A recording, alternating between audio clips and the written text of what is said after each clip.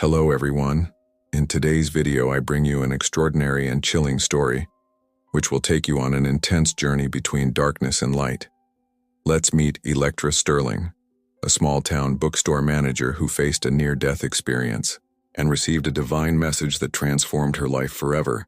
Her story, full of twists and turns, spiritual confrontations, and an awakening that led her to face her greatest fears and mistakes, will leave you speechless and make you reflect on the power of faith and redemption. So, before we dive into this impactful journey, leave your like, subscribe to the channel so you don't miss any content, and activate the bell to receive all notifications. Prepare to be moved and surprised by this incredible story. I am Electra Sterling, and I have always felt that my existence was outside of a common narrative, even though it seemed like I lived in a sea of tranquility in Ashford, a small town where every face carries a story. I remember as if it were yesterday the muffled sound of falling leaves and the familiar scent of paper in the bookstore where I worked, a refuge that allowed me to delve into distant universes while tirelessly debating with my friend Grace Monroe about the mysteries of faith and existence. During that period, afternoons were filled with heated conversations, where Grace's voice, full of conviction and hope, rose, while I, with a mixture of skepticism and curiosity, questioned the rigidity of the beliefs she so fervently embraced. "Electra, can't you see that the truth is revealed in the simplicity of Jesus' love?"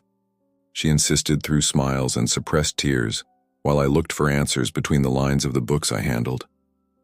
Even in the midst of debates and reflections, my soul yearned for something that went beyond everyday life, a feeling that there was more to be discovered beyond the limits imposed by routine. This restlessness, however subtle it was, became the prelude to a journey that would transform not only my understanding of the world, but the very essence of my being. Little by little, conversations with Grace became true rituals that challenged my thoughts and opened doors to deep reflections, and I began to understand that Ashford's apparent calm hid a whirlwind of feelings and doubts, which were just waiting for the right moment to manifest themselves. This duality between apparent peace and internal restlessness marked each day and drove me to search for something that I couldn't name, but which, in retrospect, was a harbinger of what would come next. In Ashford, each day seemed like a serene repetition of small rituals that, at first glance, were insignificant, but which hid an emotional depth that I could barely understand. Mornings began with the gentle chirping of birds as I walked through the narrow streets, where every corner held memories of neighbors greeting each other with welcoming smiles. When I arrived at the bookstore, the comforting smell of paper and ink enveloped me like a blanket, and I found myself immersed in a universe of stories and possibilities. During work hours, as I organized books on shelves or counseled clients who sought refuge in printed words, I absorbed the stillness that contrasted with the intense discussions I had with Grace Monroe. In our conversations at the end of the day, sitting on the worn wooden bench at the local cafe, Grace's voice always brimmed with passion when she spoke about salvation and the teachings of Jesus. "Electra, have you ever stopped to think that life is a daily miracle even in the little things?" she asked while her eyes shone with unshakable faith. I, on the other hand, expressed my doubts with a mix of fascination and skepticism. But how can something so great reside in routines that many ignore? Where is the magic that transforms us? These words were launched in a sincere dialogue, where Ashford's modest environment served as a stage for debates that challenged both reason and the heart. As the day progressed, the soft sounds of the city mixed with the laughter and murmurs of everyday conversations, creating a soundtrack that in a subtle way announced that the apparent monotony hid unexplored stories and intense feelings. The familiarity of the city, with its always familiar faces, contrasted with the restlessness that was bubbling inside me, as if every smile and every word exchanged held a secret about to be revealed. That night, the silence of the house was interrupted only by the constant ticking of the old clock in the living room and the distant murmur of the sleeping city. I found myself immersed in a whirlwind of restless thoughts, feeling the weight of a loneliness that seemed to echo in every corner of my being. After a day in which doubts and skepticism piled up, I felt the need to surrender to an intimate refuge, an act that at times served as an escape valve to relieve the pressure that was pressing on my chest. In the heat of that lonely moment while the gloom of night enveloped the city, I allowed myself to seek comfort in the moments of pleasure that momentarily removed me from reality. I felt that by connecting with my most primal essence, I would find the calm I so desperately craved. In the midst of that moment of surrender, when my emotions seemed to dissolve into an ephemeral ecstasy, a sharp and sudden pain settled in my chest. It was as if an invisible dagger had pierced my heart, making me shudder and let out a choked scream. No, this can't be happening now, I thought, as convulsions took over my body. The environment that just moments before was permeated with a feeling of escape and pleasure, transformed into a scene of horror and confusion. My world, which until then had been limited to ephemeral sensations and scattered thoughts, began to contract brutally. I felt the ground move away, as if reality itself was crumbling under the weight of pain. As I fought the fading sensation, my mind desperately sought to maintain control. But every second seemed to drag me deeper into the abyss of unconsciousness. In the midst of that internal chaos, my last perception was the confusing mix of adrenaline and fear, a silent scream that begged for help, but that was lost in the vastness of the darkness that enveloped me.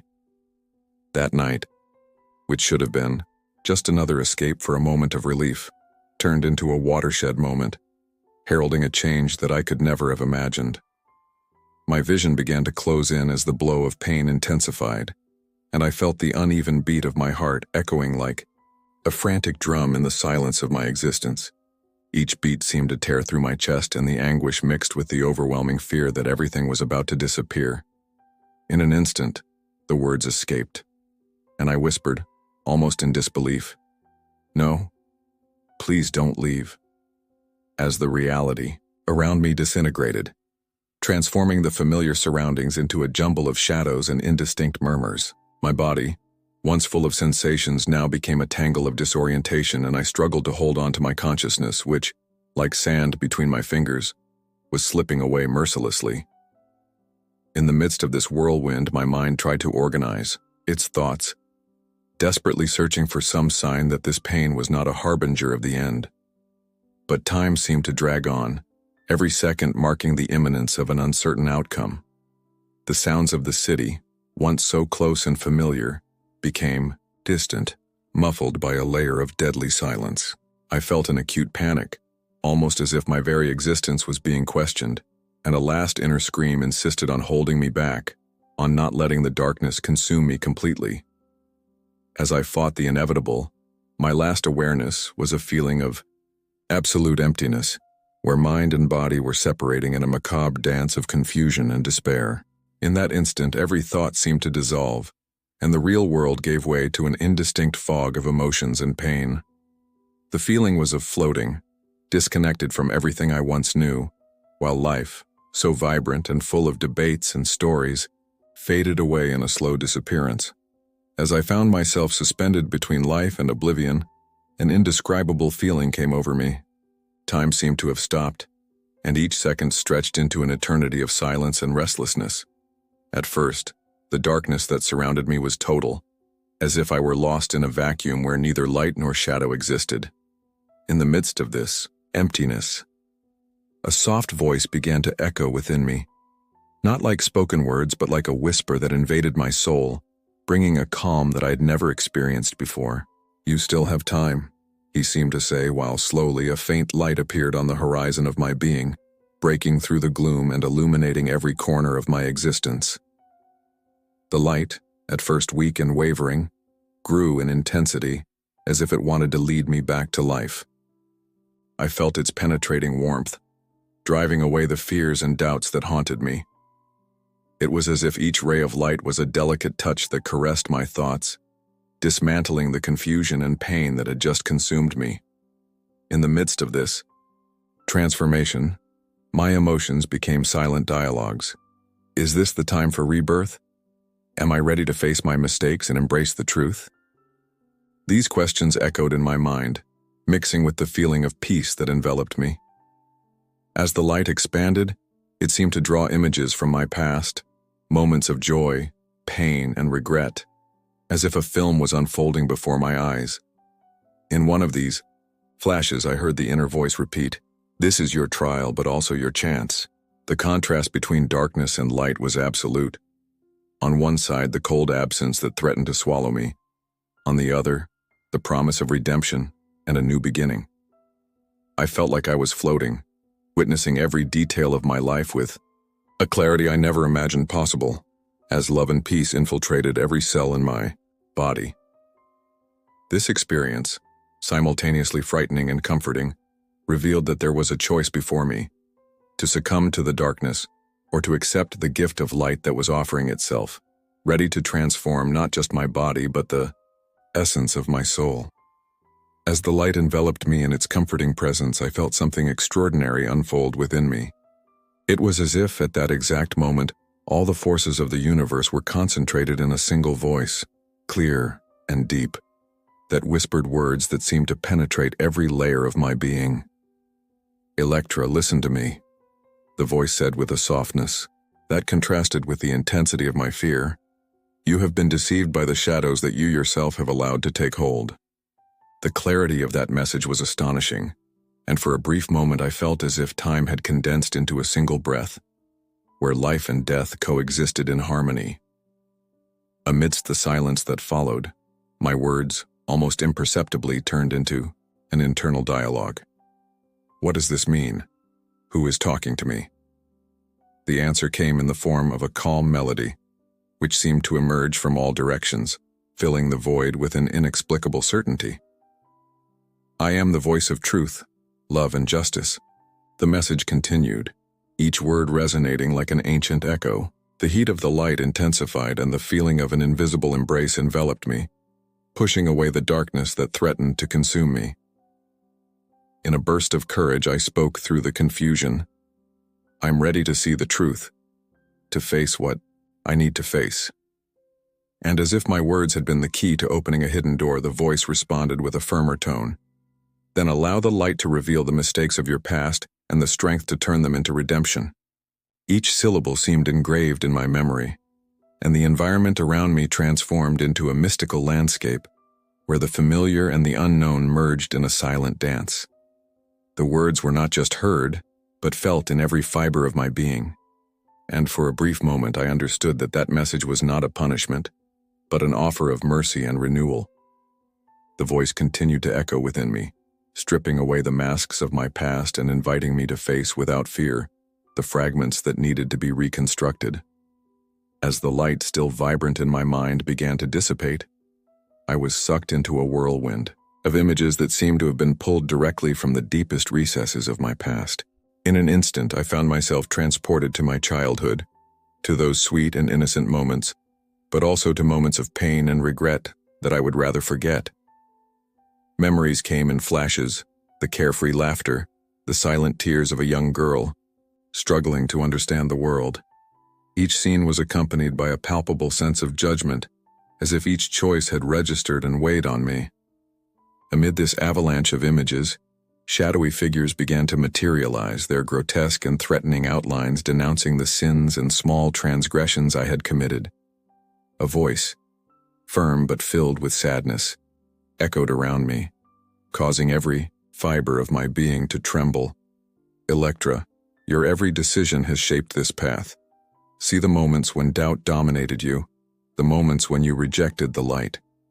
I felt the weight of this verdict as the scene transformed, and suddenly I was ushered into an even more imposing setting. There, before a resplendent throne, I came across a figure who emanated serene authority, and at the same time, ineffable compassion. It was Jesus, looking at me with eyes that mixed reproach and love. In a silent dialogue, I felt his presence, question me without uttering words. "Why did you allow fear and doubt to cloud your faith?"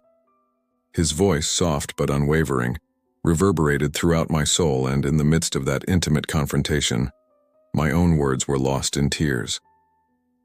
As the trial unfolded, it was not just my existence that was under scrutiny, but every little fragment that made me up, every choice, every mistake.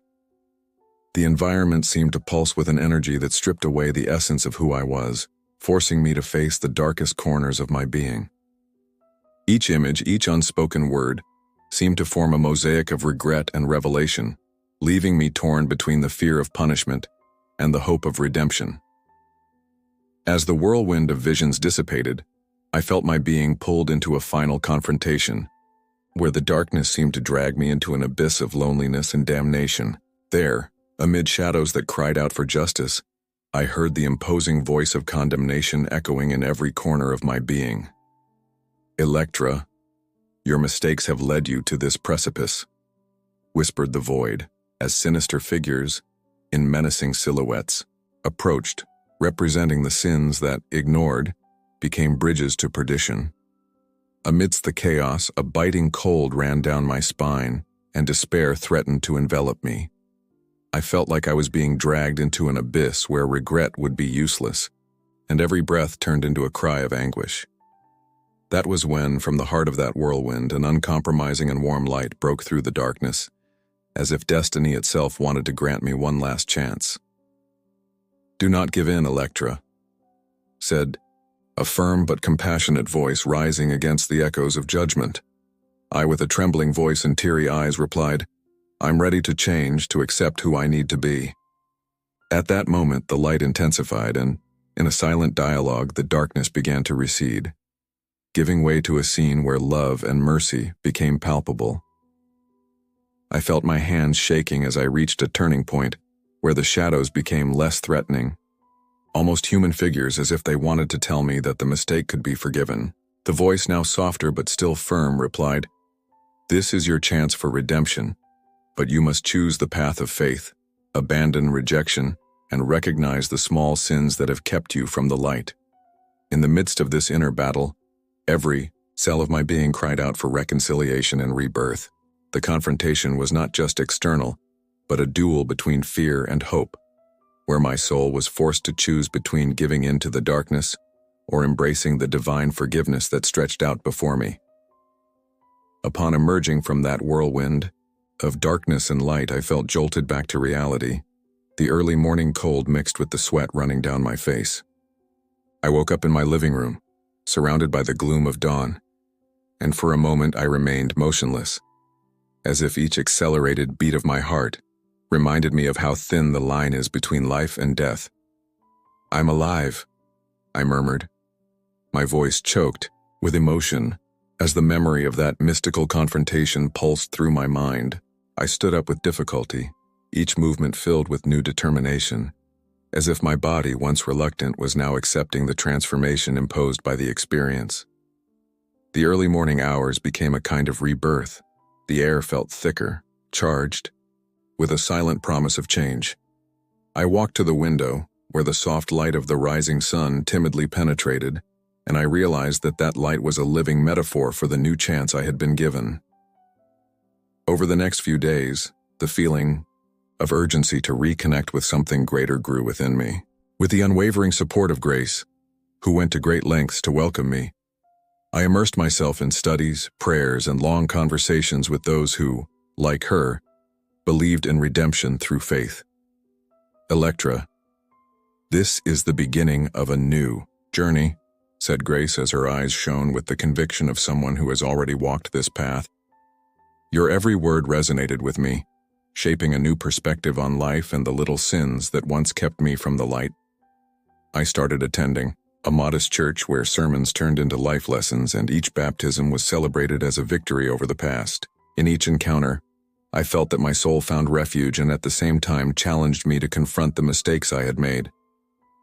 "Forgive yourself and allow faith to guide you," I heard in every preaching, and these words became the mantra that sustained me in moments of doubt. The transformation was not only spiritual but also physical and emotional. My body, once marked by silent indifference, now pulsed with renewed energy, and each dawn was seen as an invitation to rebuild my life with more love and purpose. This new phase made me look back with gratitude, recognizing that every pain, every tear, and every revelation had led me to the truth that there is always time to start over. As the days passed, each beat of my heart became a vibrant reminder that life is a precious and fragile gift. The experience I lived became not only a personal story, but an urgent call to all those who, like me, found themselves lost between light and darkness.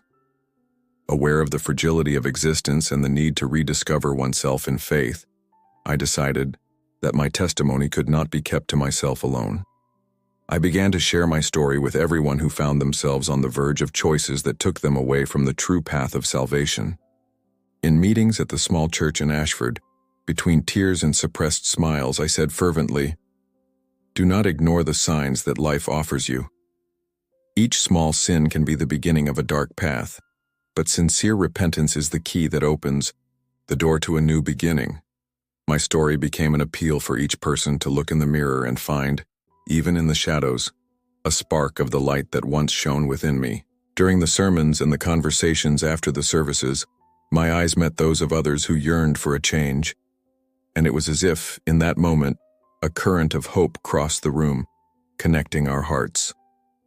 The transformation I had experienced materialized in every word of encouragement and every gesture of solidarity I received.